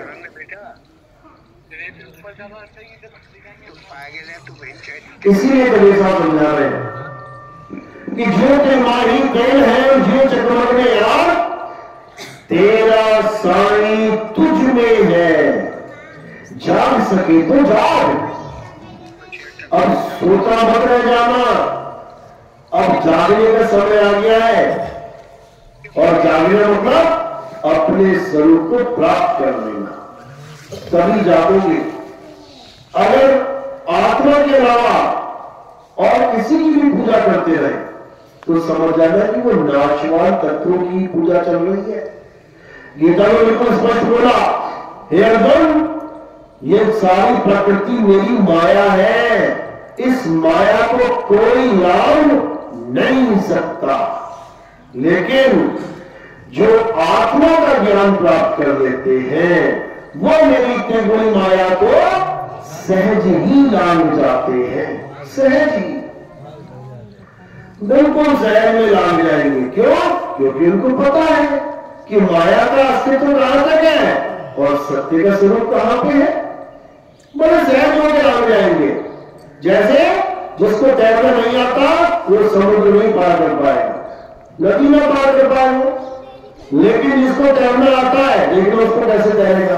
बड़ी सहजता से, आराम से, धीरे धीरे धीरे धीरे नदी पार कर देगा, क्योंकि उसको ज्ञान है, उस चीज का ज्ञान है जिससे नदी पार की जाती है। इसी प्रकार जीव को जब ये माया को पार करने का ज्ञान मिल जाता है तो बड़े सहजता से, यानी इधर शरीर छूट रहा है और वो अपने स्वरूप में जाना है, इतना सहज हो जाता है। उसको पता है कि मैंने क्या करना है, इतना सहज हो जाता है और बड़े आराम से ना हूं ना अपने प्राण को त्याग देता है, अपने शरीर को त्याग देता है। इसी को साहब ने बोला कि जिस मरने से जग डरे मेरे मन आनंद, और मरने पर ही पाइए पूर्ण परमानंद। अब ये दुआ बोलने की क्या जरूरत है साहब को? इसके पीछे भेद छुपा है। क्या भेद है? हिंदू मंदिर जाता है, मुसलमान नमाज पढ़ने जाता है, सिख गुरुद्वारे जाता है, ईसाई चर्च जाता है। क्यों जाते हैं? ताकि हम स्वर्ग में जाएं, हमें नरक ना मिले। मुसलमान हम जन्नत में जाए, दोजख ना मिले। ईसाई हम हेवन में जाए, हेल ना मिल जाए। यानी सारी उम्र पूजा पाठ किस लिए की? हम भगवान के पास जाए, अल्लाह के पास जाए, वाहिगुरु के पास जाए, गॉड के पास जाए। और जब जाने की बारी आती है, डॉक्टर ने कह दिया दोनों किडनियां फेल है, और जब जाने की बारी आई तो डॉक्टर को कह रहा है डॉक्टर साहब बचा लो। डॉक्टर साहब में जाना नहीं चाहता, डॉक्टर साहब में मरना नहीं चाहता। अरे सारी उम्र तो तुमने पूजा करी, सारी उम्र तुमने नमाज़ें पढ़ता रह गया, सारी उम्र तुमने रमजान पढ़ता रह गया, अब जाने की बारी आई तो कह रहा है नहीं जाना, नहीं जाना। इसका मतलब जो आज तक किया वो इतना भी विश्वास नहीं जगा पाया कि मैं वहां जाऊंगा। समझ लो, जो आज तक किया इतना भी विश्वास नहीं जगा पाया। क्यों? क्योंकि वो किसी और के कहने पे किया। पंडित जी ने कहा ऐसा कर ले, ऐसा कर ले, कर लिया। मौलवी ने कहा ऐसा कर ले, कर लिया। किसी फादर ने कहा ऐसा कर लिया। किसी पार्टी ने कहा ऐसा कर लिया। यानी दूसरों के ऊपर दूसरी चला। इसीलिए अपना विवेक जागृत नहीं हो पाया। अब हमने किसकी बुद्धि से चलना है? हमने अपने संत महात्माओं की बुद्धि विवेक से चलना है। हमारे संतों ने क्या कहा? किसी आदमी की बात नहीं कर रहे हैं, उन संतों की बात कर रहे हैं जिन्होंने परमात्मा को पाया है। वो क्या कह रहे हैं वो जानना है। तो कह रहे हैं जिस मरने से जग डरे मेरे मन आनंद, और मरने पर ही पाइए पूर्ण परमानंद। अरे मरता मरता जग मुआ, मरना जाने न कोई, और ऐसी मरनी जो मरे बहुत न मरना हो। बिल्कुल क्लियर कि मरना अज्ञानी के लिए और मरना ज्ञानी के लिए एक सा नहीं होता। जाना तो दोनों ही है, लेकिन दोनों के जाने में बहुत बड़ा फर्क है। अरे आए हैं तो जाएंगे, राजा रंग फकीर और एक सिंहासन चढ़ चले, एक बंधे जंजीर। दोनों के जाने में फर्क है, दोनों के जाने में फर्क है। एक तो रो के जाएगा यहां से, पापा बचा लो, मम्मी बचा लो, डॉक्टरा बचा लो, और एक कहेगा चल बढ़िया वाला चली, बढ़िया है, खेल खत्म हुआ, अब चले अपने घर, रहना नहीं देश बिगाना है। वो निकलेगा, हमारे से अरदास करेगा निकालो, और परमात्मा क्या करेंगे? उस काल से बचा लेंगे। कैसे बचाएंगे? तलवार में क्या करेंगे सामने? कैसे बचाते हैं? राम जी ने कैसे बचाया लोगों को? धनुष बाण से। कृष्ण जी ने कैसे बचाया? चक्र से। नरसिंह ने कैसे बचाया? नागों से फाड़ दिया पेट। कबीर साहब कैसे बचाएंगे? कैसे बचाएंगे? क्या तरीका उनको बचाने का? वो कैसे बचाते हैं? अरे लोह चुम्बक की प्रीत जो, और लोह को लेती उठाए, ऐसा शब्द कबीर का और कान से ले तो छुड़ाए। वो शब्द की ऐसी ताकत है कि ऐसे चुंबक की तरह खींचेगा और तुम इतने आनंद में जाओगे ना, जैसे बच्चे को उठा के फेंको हवा में, फेंका ना, हंसेगा नहीं होएगा। अगर उसको पूरा विश्वास है अपने पिता पे, जिसने उसको उछाल दिया 5 फुट ऊपर, तो वो क्या करेगा? खूब हंसेगा, हंसता हंसता नीचे आएगा। और जिसको विश्वास नहीं है वो हाथ पकड़ लेगा, पापा नहीं, पापा नहीं, पापा नहीं। तो यहां पर भी यही बात हो रहा है।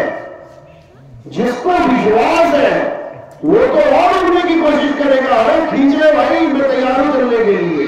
और जिसको विश्वास नहीं है वो नीचे जाने की कोशिश करेगा, वो काया को पकड़ने की कोशिश करेगा। और जो काया को पकड़ने की कोशिश करेगा वो फिर काया नहीं रहेगा। फार्मूला यही है। वो कह रहे हैं साहब, वो तो कहा ढूंढे बंदे, मैं तो तेरे पास में, काशी में नहीं बैठे हो कि सारा कबीर पंथ जा रहा है काशी में माथा टेक रहे। बताओ, पत्थर को, जिस पत्थर को साहब मना कर रहे हैं कि मत पूजो, तो कबीर साहब जो पत्थर की पूजा मना करते रहे, इन लोगों ने कबीर साहब की मूर्ति बनानी पत्थर की। वाह रे वाह। जो कहते हैं पैग मत लगाओ, पैग मत लगाओ, उसी के नाम पे कहते हैं, और उसके नाम पे 2 पैग लगा देते हैं। वाह रे वाह। ये हाल है कबीरपंथियों का।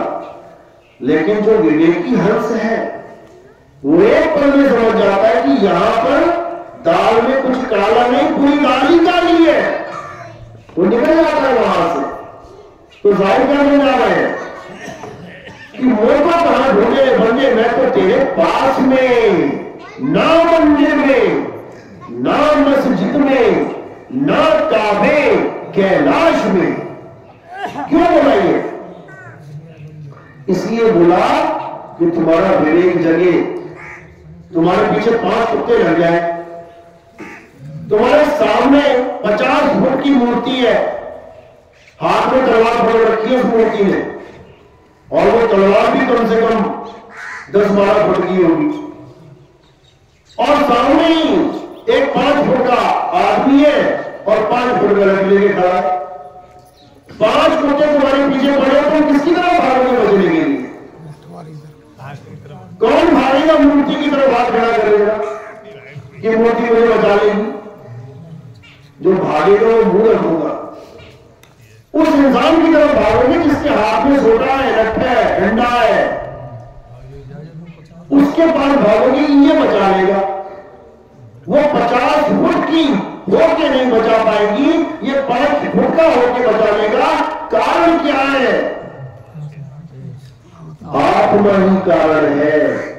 उस आदमी में आत्मा है और आदमी मरा पड़ा है, फिर किसकी तरफ भागोगे? किसकी तरफ भागोगे? अरे लट्ठी की तरफ भागो, तेरे अंदर भी तो आत्मा है। उठा लठ, बजा दे एक बार अच्छे से, 5 में से एक भी ना आएगा पास तुम्हारे। ये आत्मा की ताकत है। वो मरा हुआ आदमी लकड़ी उठा पाएगा, क्यों? आत्मा नहीं है वहां पे भाई, तेरे अंदर तू उठा ले। तो ये आत्मा का खेल है, यहां पे पत्थरों का खेल नहीं है। तो साहिब कह रहे ना मंदिर में, ना मस्जिद में, और ना काबे कैलाश में, ना मैं जप में, ना मैं तप में, और ना एकांत निवास में। क्या करवा रहे हैं सारे गुरु हमें? 99% गुरु पूरे संसार में, 99 तो मैंने कम बोला है, 99.999 जितना लंबा खींच दो, ये सब तुम्हें जप तप व्रत पूजा पाठ ही करवा रहे हैं। जो मना कर रहे हैं कभी साहब वही करवाने में लगे हुए हैं। इसलिए साहिब ने बोला कि ये सब छोड़ और पूरा विश्वास रख उस चुंबक के ऊपर, वही है जो तेरा पीड़ा पार करेगी। तो कह रहे हैं ना मैं जपने, ना मैं तपने, ना एकांत निवास में, और खोजी होए तुरंत मिल जाऊं। वो चुंबक कहीं दूर नहीं है, वो बिल्कुल तेरे पास में है।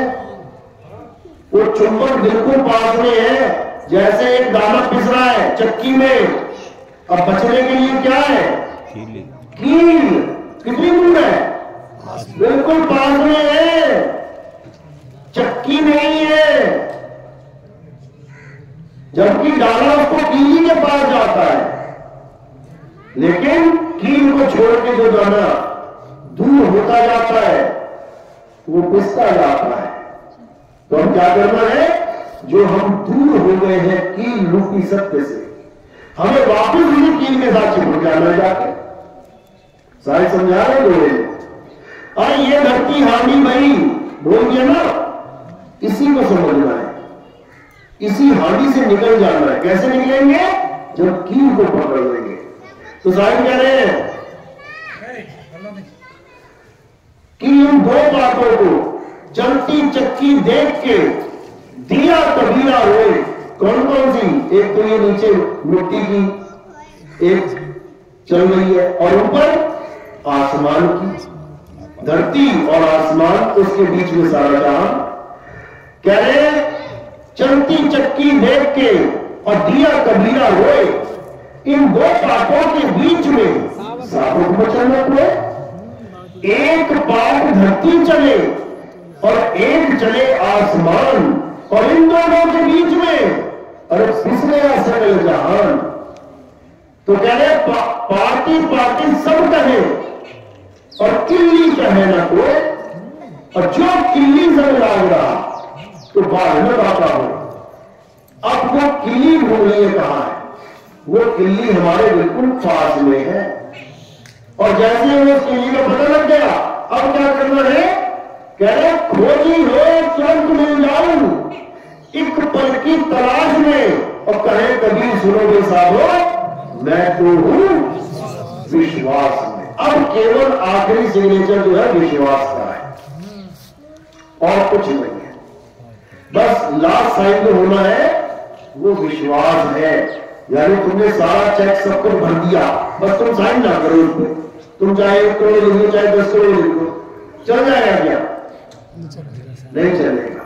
अब आखिरी काम क्या है? बस साइन करना है। साइन कर दिया तो सरेंडर कर दिया, अब कुछ नहीं करना उसमें।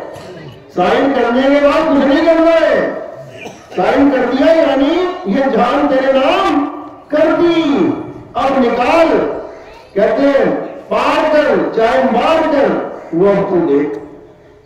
तो इसी को बोला है कि कहे कभी सुनो कोई साधो मैं तो हूं विश्वास में। जब पूर्ण विश्वास कर लिया, अब और कुछ बाकी नहीं रहा कि मैं शक करूं, कि मैं संदेह करूं कि यार मैं पार होऊंगा भी कि नहीं। जिसने ये सोच लिया कि होऊंगा कि नहीं, वो फिर नहीं होने वाला। क्यों? क्योंकि खेल ही विश्वास का है। जब वो चुंबक लगेगी पूरे विश्वास के साथ उठते ही चले जाना। इसी को विहंगम चाल कहते हैं। विहंगम चाल क्या है? पत्थर लोहा जमीन पर पड़ा है, ऊपर से चुंबक लगी, एकदम सीधे ठिकाने में पहुंच रही है बिना किसी स्टॉप के। कई लोग भक्ति करवाते हैं, मूल चक्र में ध्यान लगाओ, नाभि में जाओ, अंत में आओ, याद करो वहां करो, यानी वो रुक रुक के चल रहा है काम, नकली है, मायावी भक्ति है। जो असली भक्ति है वो विहंगम चाल से चलेगी। सारे समझा रहे हैं। अरे शब्द विहंगम चाल हमारी, और कहे कबीर सतगुण देवतारी, खुले कपाट शब्द झलकारी, पिंड अंड के पार सो देश हमारा है। कह रहे सबसे पहले तो चाबी मिलेगी तुम्हें, क्योंकि तुम्हारा जो द्वार है उस पर ताला लगा है, और अगर चाबी नहीं होगी तो क्या होगा? तो उसको तोड़ना पड़ेगा। दो ही ऑप्शन है, या तो चाबी लगा के ताला खोलो, या फिर दरवाजा तोड़ो। अब दरवाजा तोड़ेगा कौन? जो योगी पुरुष होते हैं, यानी हठ योगी, प्राण योगी। इनके पास चाबी नहीं होती, शब्द रूपी चाबी नहीं होती, लेकिन इनको इतना ज्ञान जरूर हो जाता है कि 9 द्वारों से नहीं निकलना है। 9 द्वार कौन से? ये कान, आंख, नाक, मुख, लिंग और गुदा। उन योगियों को इतना पता लग जाता है कि 9 से नहीं निकलना भैया, नहीं तो 84 में चले जाएंगे। तो क्या करते हैं वो? जैसे राजा का किला राजा का किला जीतने के लिए उसका मेन गेट तोड़ा जाता था। कैसे तोड़ते थे? एक बहुत बड़ा पेड़ का जो तना था उसको लेते थे, 50 आदमी उधर खड़े कर दिए, 50 इधर खड़े कर दिए, पीछे जाते थे, भागे भागे आते थे और उस तने को दरवाजे में बार बार मारते थे। लठ का काम करता था वो, खंबे का, यानी बार बार दरवाजे में मार के उसको तोड़ा जाता था। इसी प्रकार चाबी न होने के कारण, अगर चाबी हो तो कौन लठ मारेगा उसमें? वो सीधे ताला ढोले चाबी लगा के। अब नहीं है जुड़ा खोलने का, तब उसको तोड़ा जाएगा। इसी प्रकार योगी क्या करते हैं, वो इस पवन का खंभा बना लेते हैं। ये जो पवन तुम्हारे शरीर में चल रही है ना, हवा, ये हवा का खंभा बना लेते हैं और 10वें द्वार पे उस खंभे को बार बार ठोकर मारते हैं, बार बार। कब तक मारते हैं? जब तक वो टूट न जाए। और तोड़ के कहां जाते हैं? इसी ब्रह्मांड में चले जाते हैं। मुक्ति नहीं हो पाती उनकी। 9 से तो बच गए निकलने से, निकले तो 10वें नहीं, लेकिन तरीका गलत है, क्योंकि 10वें से निकलना ही मुक्ति नहीं है। मुक्ति क्या है? 11वें में समाना मुक्ति है, जिसको बोला सुरत समाए शब्द में, वाह में काल ना खाए। और जो शब्द है वो काया से भिन्न है, यानी 10 द्वार कहां है? काया में, और शब्द 10 द्वारों से भिन्न है। समाना कहां है? शब्द में, यानी केवल 10वें से निकल भी गए और शब्द में समाये नहीं तो काम नहीं बनेगा। समझ लेना अच्छे से, सारे समझा रहे हैं। 9 द्वारे संसार सब और 10वें योगी साध, अरे एकादश खिड़की बनी, कोई जाने संत सुजान। तो कह रहे हैं उस एकादश यानी 11वें द्वार में जाने में कोई भेदी गुरु बताएगा तुम्हें कि उसमें कैसे समाना है? नहीं तो ये 9 द्वार और 10वें द्वार वाले घरे बैठे हैं गुरु दुनिया भर के। इसलिए कबीर साहब ने बार बार भेदी गुरु का जिक्र किया है। भेदी कह रहे वस्तु कहीं ढूंढे कहीं कैसे लागे हाथ, अरे गुप्त वस्तु तब मिले भेदी लीजिए साथ। ये जपी तपी सन्यासी नहीं कि 5 नाम दे दिया, 7 नाम दे दिया, ओम कलियम हरियम शरियम दे दिया, जो जनम का राम का सोम सतनाम दे दिया, राम राम राम राधे हरे कृष्ण हरे राम अल्लाह अकबर वाहिगुरु, कुछ भी दे दिया। ये सब जपी है, ये सब जपी है, ये भेदी नहीं है। भेदी कौन होता है? जो तुम्हारे आत्म स्वरूप का भेद बताता है, सत्य का भेद बताता है। और इन 52 अक्षरों को छुड़वा दे। कह रहे सोई गुरु पूरा कहावे, जो 2 अक्षर का भेद बतावे, एक छुड़ावे। हिंदू है राम नाम जप रहा है, अरे छोड़ दे भाई से। मुसलमान है अल्लाह अल्लाह कर रहा है, अरे से छोड़ दे। सिख है वाहिगुरु वाहिगुरु कर रहा है, छोड़ दे इसको भाई। ईसाई है गॉड कर रहा है, छोड़ दे। तो करे क्या? एक छुड़ावे एक रखावे। हिंदू है तो हिंदू होके अपनी आत्मा को जान, मुसलमान है तो मुसलमान होके अपनी आत्मा को जान, सिख है तो सिख होके अपनी आत्मा को जान, ईसाई है तो ईसाई होके अपनी आत्मा को जान। जैसे प्यास लगी तो कोई कहे मैं वाटर वाटर जपूंगा, कोई कह रहा मैं जल जल जपूंगा, कोई कह रहा मैं पानी पानी जपूंगा, कोई कह रहा मैं नीम नीम जपूंगा, कोई कह रहा मैं तोय तोय जपूंगा। 5 ही प्यासे मर जाएगी, क्योंकि जपने से प्यास मिलेगी नहीं। तो क्या करना है? जो जप रहा है उसे छोड़ दे और क्या करे? जिसको जप रहा है, जिस वस्तु का पानी नाम है, जिस वस्तु का वाटर नाम है, जिस वस्तु का जल नाम है, उसको ढूंढ। वो है कहां और ढूंढ के प्राप्त कर। जपने की जरूरत ही नहीं है। अगर परमात्मा हमें नहीं मिल रहा है तो इसलिए नहीं मिल रहा है क्योंकि हम जप रहे हैं। परमात्मा का नाम जपना ही सबसे बड़ा रोड़ा है। परमात्मा ना मिलने के लिए नहीं मिल रहा है, इसीलिए क्योंकि जप रहा हूं। करना क्या है? हे अर्जुन, मेरा वास हर जीव के हृदय में है। करना क्या है? हृदय में ढूंढना है। मेरा वास हृदय में है, तुम्हारे बनाए हुए मंदिर मस्जिद में नहीं है।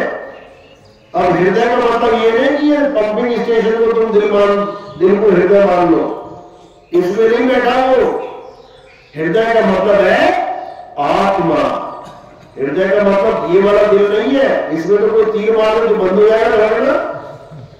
आत्मा में कोई तीर मारे उसको छू ही नहीं सकता। तो इसी हृदय का उदाहरण हनुमान जी ने दिया। जब उनको पूछा विभीषण ने कि राम जी तो जा रहे भैया, अब कैसे उनके दर्शन करेगा?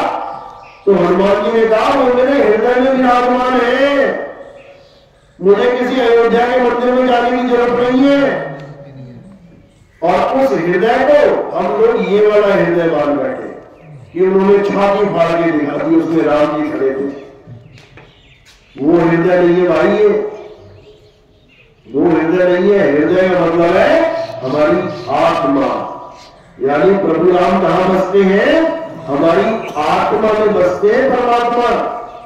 जिसको बोला तुझमें राम मुझमें राम, अरे सब में राम समाया, सबसे कर लो प्रेम जगत में, कोई नहीं पराया। कौन से राम की बात चल रही है? ये आत्म राम है। मतलब मुसलमान कहेगा मैं मेरे में नहीं समाया राम, भैया तेरे वाला तेरे में ही होगा, मेरे में नहीं है। वो कभी राम नाम पे एग्री नहीं करेगा, कभी मानेगा नहीं। लेकिन तुम एक बार कह दो कि तुझमें आत्मा मुझमें आत्मा सब में आत्मा समाया, सबसे कर लो प्रेम जगत में कोई नहीं पराया, इसको मान लेगा। एक बार ही नहीं बोलेगा कि नहीं तेरे अंदर आत्मा होगी मेरे अंदर नहीं, मानना पड़ेगा उसे कि यार मेरे अंदर भी आत्मा है। तो इसी आत्मा का नाम आत्म राम है। वो धनुष बाण वाले राम जी की बात नहीं है ये। वो तो त्रेता में आए थे, इसलिए आए थे कि त्रेता युग आया। त्रेता युग ही ना होता, केवल 3 युग होते, सतयुग, द्वापर, कलयुग, तो राम का नाम भी ना होता। कहानी तो बहुत दूर की बात है, जो सुना सुना के लोग करोड़पति बन रहे हैं। राम जी की कथा सुना सुना के लोग अरबों रुपया कमा रहे हैं। वही कथा सुना रहे हैं जो हम बचपन में सुनते आ रहे हैं, कुछ नया नहीं बता रहे। जो चीज हमें पहले से पता है वही हमें बता के अरबपति होते जा रहे हैं। और जो चीज हमें नहीं पता है, आत्मा का ज्ञान, वो उनको भी नहीं पता है, हम तब भी उनको आत्मा कह रहे हैं। ये है दुविधा। यानी अज्ञानी को ही गुरु बनाने बैठा है। ना गुरु को आत्मज्ञान का पता, ना चेले को आत्मज्ञान का पता। गुरु ने पत्थर पूजे और चेला भी पत्थर पूजे, हो गई दोनों की मुक्ति कभी नहीं हो सकती। इसलिए बार बार यही समझाया जा रहा है कि आत्मा को जानो, आत्मा ही परम सत्य है। जिसने आत्मा को जान लिया उसने सब कुछ जान लिया। उसने राम जी को भी जान लिया, उसने श्याम जी को भी जान लिया, उसने हनुमान जी को भी जान लिया, उसने शंकर जी को भी जान लिया, उसने शेरवाली माता को भी जान लिया। उसने सबको जान लिया। क्यों? क्योंकि हम सब आत्मा है। हम सब आत्मा। 1 लाख पंखे, 1 करोड़ पंखे लगे हुए हैं। कैसे पता नहीं इनको कौन चला रहा है? केवल एक पंखे की करंट को हाथ लगा के देख लेना। जो एक पंखे को करंट चला रहा है वही सारे पंखों को चला रहा है। एक ही स्वरूप होगा सबका, चाहे सबने हाथ लगा के देखते जाना। जैसा पहला वैसा ही दूसरा, वैसा ही तीसरा, वैसा ही चौथा। सारे लाखों पंखों को चलाने वाला वो एक सही है। इसी प्रकार जैसी एक आत्मा वैसी ही दूसरी, वैसी ही तीसरी। यानी जो तू सो हम सब एक जैसे हैं। लेकिन इन पंखों के कलर डिजाइन अलग अलग है। कोई 2 पंखे वाला लेके आया है, कोई 3 पंखे वाला लेके आ गया, कोई 4 पंखे वाला लेके आ गया। अलग अलग डिजाइन है, कलर अलग अलग। कोई ज्यादा काला, कोई भूरा, कोई बिल्कुल गोरा। ये सब पंखों के अलग अलग कलर है। तो हम पंखों को कलर के माध्यम से जान रहे हैं, उसी को सत्य मान रहे हैं। जबकि सब पंखों को चलाने वाला उसका कोई कलर नहीं है, उसका कोई रूप रंग नहीं है, लेकिन फिर भी वो अस्तित्व में है। वो दिखता नहीं है लेकिन फिर भी अनुभव में आता है, जिसको आत्मा कहते हैं। उसी आत्मा का ज्ञान हमारे इंसान जन्म का परम लक्ष्य है। और जितने भी लोग पुराने गुजर गए जो देवी देवताओं की पूजा करते हैं, उससे कोई लाभ नहीं मिलने वाला, कोई भी लाभ। अच्छे से समझ लो, जो डॉक्टर इस संसार में आए, इलाज किया और करके चले गए, इस संसार को छोड़ के चले गए, क्या तुम्हें उनसे कोई लाभ मिल सकता है? जो डॉक्टर आया, अपने समय में इलाज किया, लोगों का ऑपरेशन किया और चला गया दुनिया छोड़ के, वो तुम्हारा ऑपरेशन कर देगा आगे क्या? कभी नहीं कर पाएगा। तुम भले कितनी आस लगा के बैठे रहो कि मेरा ऑपरेशन वही करेंगे, नहीं करेंगे। वो कौन करेगा? जो उस हॉस्पिटल में अगला डॉक्टर आएगा। तो जो बीत गया उसको नहीं पकड़ना है, जो आने वाला है उसको पकड़ना है। 9 अवतार बीत गए, 9 अवतार बीत गए, उनको नहीं पकड़ना है, वो चले गए अपने काम करके। अब किसको पकड़े? कौन कल्याण करेगा? जो आने वाला है। एक 10वां अवतार बताया गया, सुना 10वां अवतार? 10 अवतार सुने ना? 9 को तो पता लग गया कौन कौन है। 10वें का नाम क्या है? कल्कि अवतार है। वो कब आएंगे? वो तभी समझ में आएगा जब हमें उनकी कार्यशैली का पता लग जाए कि वो क्या करने आएंगे। राम जी क्या करने आए थे? रावण को मारने आए थे। कृष्ण जी आए थे किसको मारने के लिए? कंस को मारने के लिए आए थे। नरसिंह आए थे किसको मारने के लिए आए थे? हिरण्यकश्यप को मारने के लिए आए थे। सबको मारा, चले गए। अब कल्कि अवतार किसको मारने के लिए आएंगे? जिस दिन तुम्हें यह समझ में आ जाएगा ना, उस दिन तुम्हें हर चीज समझ में आने लग जाएगी। सबसे बड़ा युद्ध जो होने वाला है वो कल्कि भगवान का होगा। ये राम जी वाला युद्ध तो छोटा सा था, बिल्कुल। कृष्ण जी वाला तो छोटा सा था। अगर किताबों में नाम लिखा होगा तो हमें पता भी नहीं लगता, समझ रहे हो? लेकिन जो कल्कि का युद्ध होगा ये पूरे संसार में होगा, पूरे वर्ल्ड में। और किसके साथ होगा? कली भगवान के साथ। कली भगवान यानी काल भगवान, इनका युद्ध होगा। यानी ज्ञान और अज्ञान का युद्ध होगा। और ये युद्ध पूरे वर्ल्ड में होगा, पूरे संसार में। और इस युद्ध के बाद सारी दुनिया सनातनी हो जाएगी। सनातनी, सारी दुनिया को सनातनी बना देंगे। ये ऐसा युद्ध होगा। तो इसी के बारे में मुसलमानों की हदीसों में, ग्रंथों में लिखा हुआ कि एक ऐसा ज्ञान चलेगा। और कहां से चलेगा? पूरे संसार का नाम नहीं लिखा, केवल भारत देश का नाम लिखा है। सोचो, अरब देश में जो ग्रंथ लिखे गए हैं मोहम्मद साहब के टाइम पे, कुरान, हदीस, उसमें हिंदुस्तान का नाम लिखा हुआ है। धर्म कहां चल रहा है? धर्म कहां पर शुरू किया उन्होंने मुसलमान का, और नाम हिंदुस्तान का आ रहा है उसमें। एक नाम सुना होगा आपने, गजवाए हिंद, सुना है? गजवाए हिंद बड़ी चर्चा में रहता है। ये सारे झगड़ा करते हैं गजवाए हिंद के नाम पे। सारे जितने भी हिंदू धर्म वाले हैं वो सब लटवाड़ के, हम नहीं होने देंगे गजवाए हिंद। मतलब हम नहीं इस्लामिक कंट्री होने देंगे इंडिया को। क्योंकि कुछ मुसलमानों ने ये अफवाह उड़ा दी है कि गजवाए हिंद का मतलब है कि भारत देश को मुसलमान कंट्री बना दो। जबकि ये महाअज्ञानता है। जो ज्ञानी मुसलमान हंसते हैं उनके ऊपर, ये अरे मूर्खों, तुम्हें जब पता ही नहीं है गजवाए हिंद क्या मतलब है उसका, क्यों माहौल खराब कर रहे हो? गजवाए हिंद का मतलब क्या है? उस वक्त मोहम्मद साहब जो मुसलमानों के आखिरी पीर है, नबी है, वो भारत की तरफ मुंह करके, यानी खड़े वहां पे मक्का मदीना में, वो पश्चिम की तरफ है। हमारे मुसलमान सारे पश्चिम की तरफ मुंह करके नमाज पढ़ते हैं, और वो बंदे वहां पे मोहम्मद साहब वो पूरब की तरफ, जिसको मशरक कहते हैं, मशरक यानी पूरब दिशा, उसमें लिखा है कि मशरक की तरफ यानी पूरब की दिशा की तरफ मोहम्मद साहब खड़े होकर कहते थे कि मुझे हिंदुस्तान की तरफ से खुशबू आ रही है, कि वहां से एक ऐसा ज्ञान चलेगा जो पूरे संसार को इस्लामिक बना देगा, यानी मुसलमान बना देगा।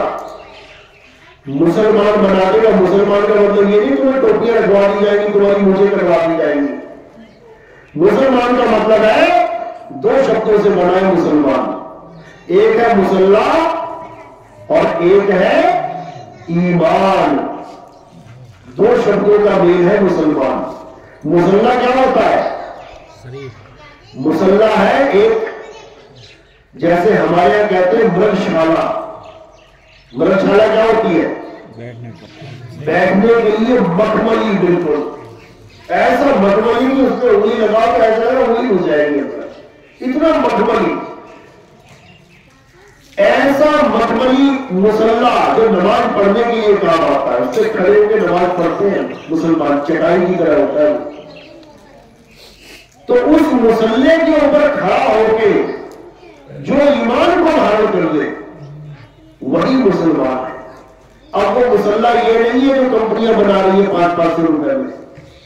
जो असली मुसल्ला है वो बना बनाया है, वो पहले से गिफ्ट कर रखा है अल्लाह ने, और अपने नबी को समझा रखा है कि तूने सबको मुसलमान बनाना है, यानी मुसल्ले का ध्यान देना है कि नमाज पढ़नी है तो कहां खड़े होकर पढ़नी है, मुसल्ले पे खड़ा होना पड़ेगा।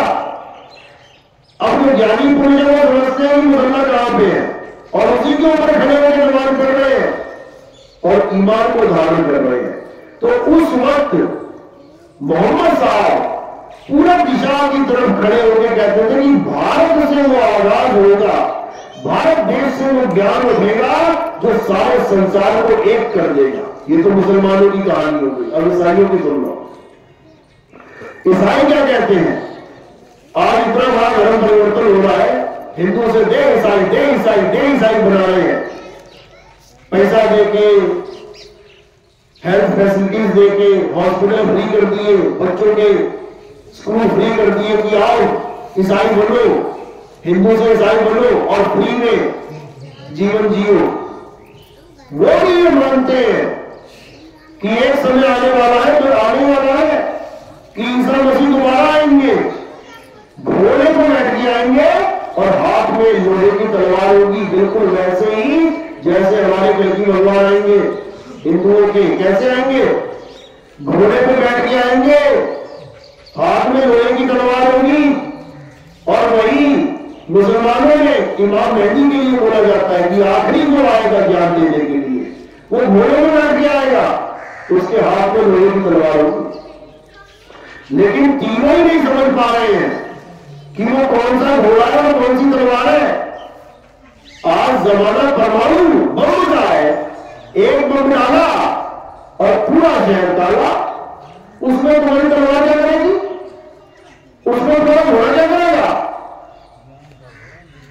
जो ज्ञान का कहते हैं बुद्धि के जो घोड़े हैं, कहते हैं अकल के घोड़े बना आपने, यानी अकल के बुद्धि के जो घोड़े हैं वो दौड़ाता हुआ आएगा, और हाथ में जो तलवार है वो विवेक की तलवार है, यानी अज्ञान को काटता हुआ आएगा।